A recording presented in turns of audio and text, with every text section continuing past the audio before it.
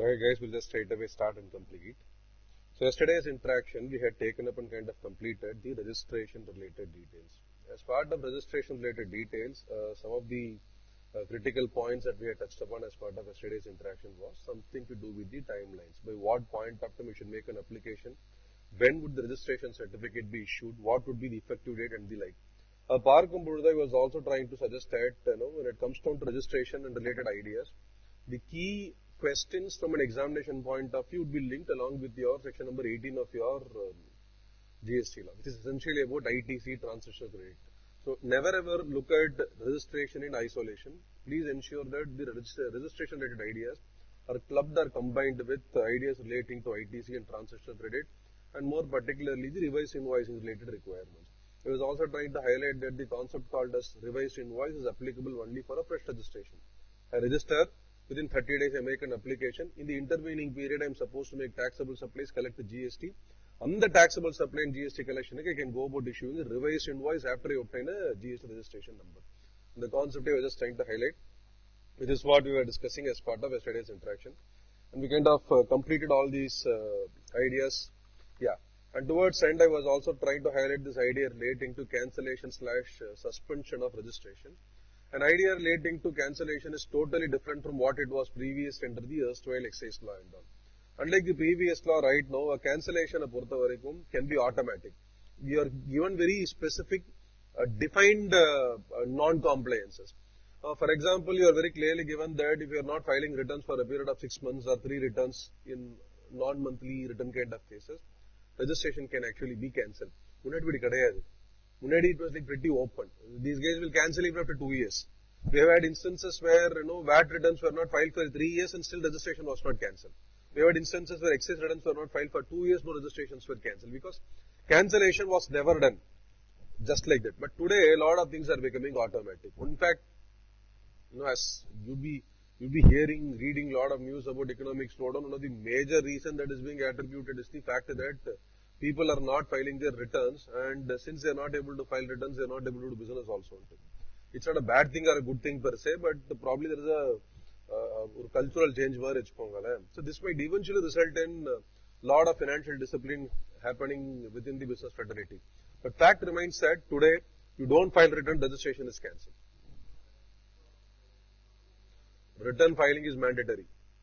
Even there is a zero liability. It's not about liability, it's a compliance. You get registered, you should file returns. Which is what we saw in yesterday's interaction, that if a person goes for voluntary registration, he should follow every single rule which he would otherwise follow. He has to pay taxes for every supply, he has to file returns, even if there is nil returns or whatever stuff, avoid panna mudiyadu. Adukku kuda registration cancel pannidum. So it is like that bad. And in fact, the trickiest part happened probably 7 months back or 8 months back, when your registration is cancelled. You are not supposed to raise e-way bill. Without raising an e-way bill, movement of goods is also pretty much getting stopped. So you understand the consequence right now. I will still sell business, I will still sell goods, I will still collect the money. Registration, let it get cancelled. People were living till these guys started linking registration status to e-way bill. Moment e-way bill connected, you are not supposed to, or you cannot raise an e-way bill. If you cannot raise an e-way bill, goods can be caught somewhere in between. This is the issue with reference to registration. Anyway, these are all there. So what I was just trying to highlight was that when it comes down to cancellation, today this can be automatic. Today, if you don't file returns for 6 months or 3 consecutive periods, these guys will go about sending you a notice for cancellation. Then there will be a suspension till that notice issues are getting addressed. Then there will be cancellation. But interestingly, the cancellation can also be rectified, reversed, which is where you have this idea called as revocation of cancellation. Again, a relatively new idea in your GST law, which was not previously present. Revocation, there is a 30-day time limit that is being given. You can apply for revocation within 30 days, get the entire thing reversed. Till March 2019 cases, the revocation kind of time period, whatever orders were passed, revocation kind of time period was given till 22nd July 2019. So which implies we had a probably minimum 100-day or 110-day kind of gap for the purpose of revocation for every cancellation orders issued till 31st of March 19. 30 days. But even today, off the record people are pretty much revoking cancellation even beyond the 30-day time limit, because there is no point in making a fresh application at the end of the day. Anyway, guys, we had seen, of course, yeah. Towards end, I was also trying to highlight something about this unique identification holders. This idea relating to unique identification essentially came into picture for all world bodies, United Nations and the like. I just rushed through yesterday. I will just quickly discuss that aspect once again so that we are completing that area, guys. The concept globally, every sovereign nation has agreed, almost every sovereign nation has agreed that they will never ever impose any kind of taxes on the other countries' diplomatic units situated inside their country. As we have been becoming more and more civilized or whatever, the war circular between countries have also gone down. When at the slightest pretext, there will be a war. Slightest. Now, things are totally different. In the war, there is a misunderstanding between two countries. So, how to eliminate misunderstanding? We'll have diplomatic missions in each of the other countries, which will ensure that there is a seamless flow of communication. These guys are consulted for matters involving the other country. And more particularly, you always ensure that something happens untoward, you send out the guy to diplomatic mission and operate in that way. This is a simple structure. Office country then we don't have any kind of problem. So this was the broad idea about all the diplomatic missions. In the international relationship of Puerto Rico, you will find that there are essentially two major set of conventions that are being referred to. The Vienna Convention and the Geneva Convention. Geneva Convention is essentially trade related. Vienna Convention is essentially diplomacy related. Vienna Convention, every country will be given a space inside the other country to set up their consulate offices or diplomatic missions. Point one. Point number two, on the space would be under the exclusive territory, exclusive control of the other country. Now, Singapore consulate is barely 200-300 meters away from this place, and the place is entirely controlled by Singapore. It is not owned by Singapore. It is considered to be territory of Singapore for the limited purpose of any authority. The Singapore government controls the entire thing. Adutha part, no taxes should ever be imposed on diplomatic missions. So, which is why I was also giving this example about World Bank employees, which are treated on par with the diplomatic mission staff. No taxes, no income tax, no service tax, no GST, nothing at all. Taxes should not be imported or exported. On top of that, the Vienna Convention also goes about explaining the modus operandi for exchange of documentation. Unnode country in-country documentation eppadi accept pannikkanum. In my country, how will I go about accepting your country's documentation? In India, we go by notarization or attestation and the like. We have something called as apostolization or attestation or notarization in other country. So India, US on this signatory to Vienna Convention. How would you go about accepting the genuineness of document which are generated in US? So, for example, any documentation that you need to submit, let's say, to Middle East government, somebody wants to float a company in Rais Kalma or Fujairah or Abu Dhabi or whatever places, in the document will be signed by the embassy in India. Concept I want to send my documents to Middle East. My documents will be taken to embassy in India. Emirates can embassy in India, document they will attest, that would be sent to Emirates. Likewise, let's say that Malaysia, Singapore, some document has to come to India.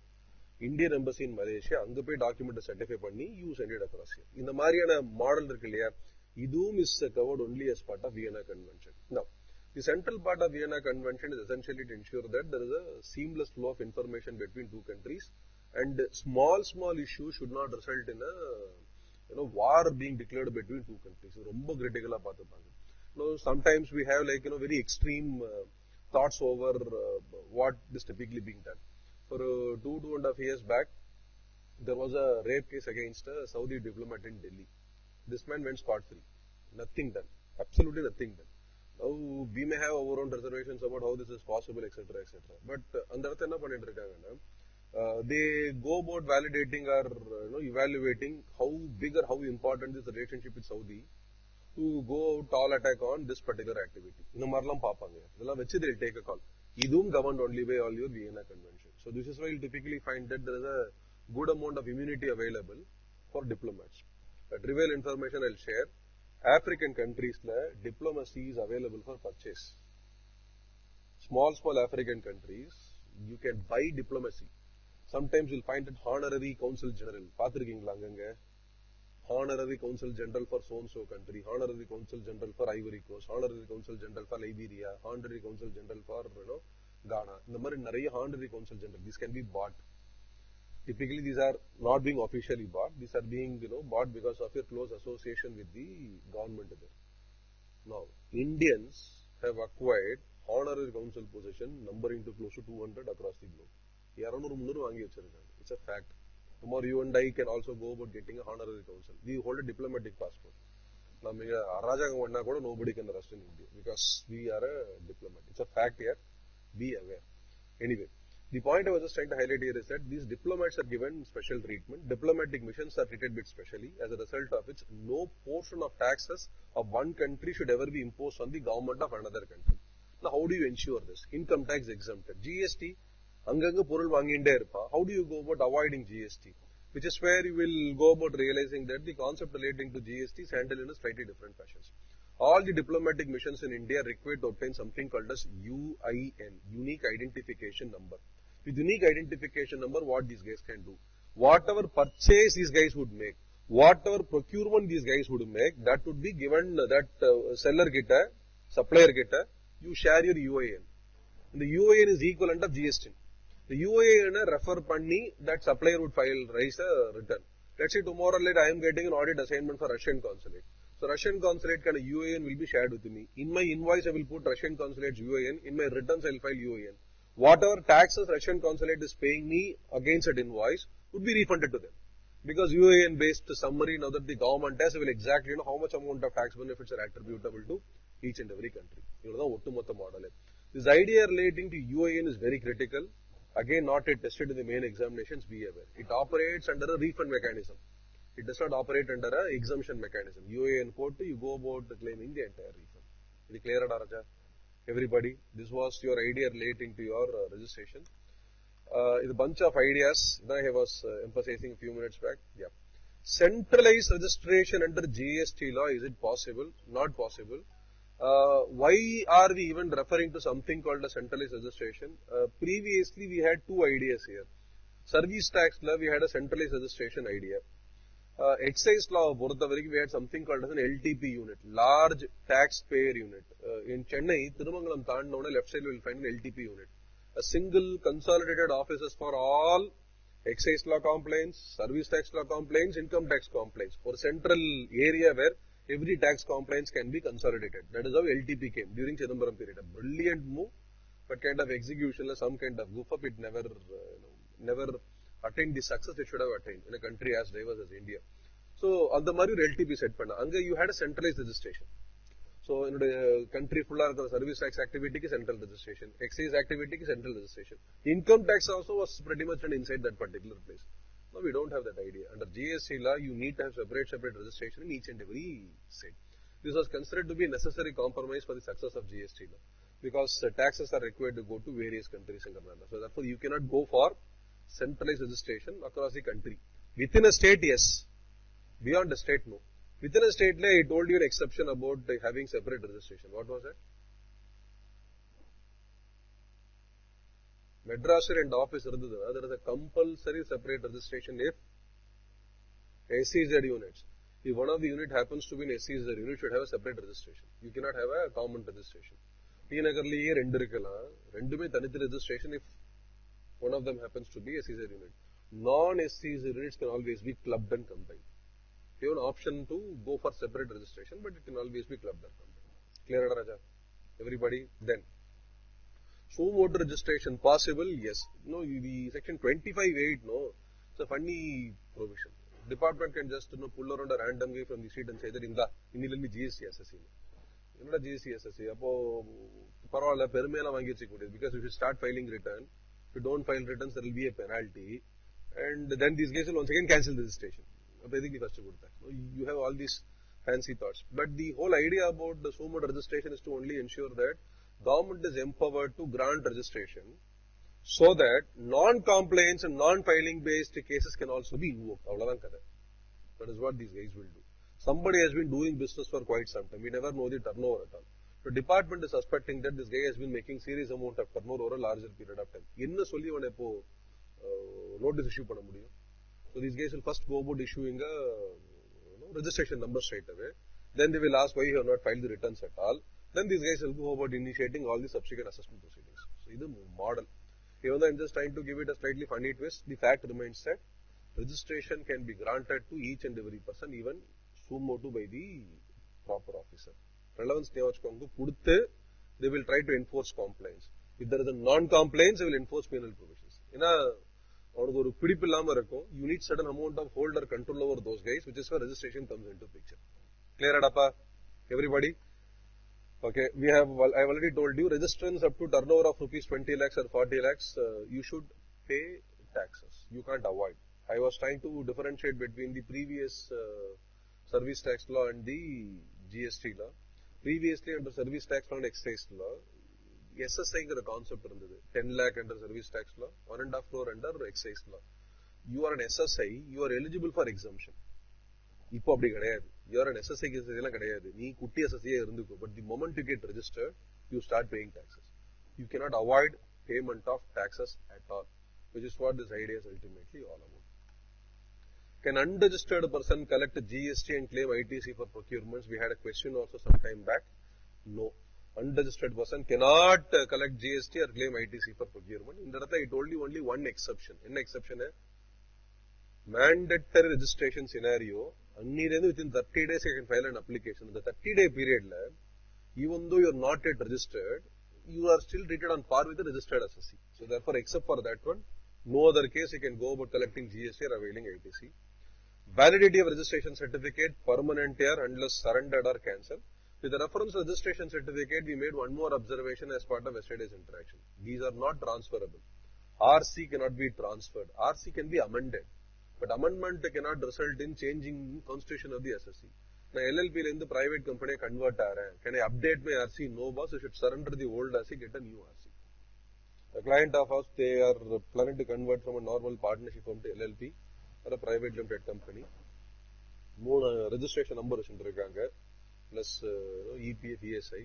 One of the major point these guys are worried about is the new registration. You and a vanda, prachana jasti. But eventually they may decide. The point is, merely because I am converting, you cannot go to the department and ask for change in the certificate. You should go for a fresh certificate. Very critical. I think that's broadly the case with reference to returns. Are we good to go here? Everybody? As I told you earlier, I'll be sharing this PPT also as part of your course. Next. Shall we? That pretty much puts an end to registration. Of course, the discussion that we had was summary. Then we touched upon unique identification number and then the whole idea relating to cancellation. With that we are done this.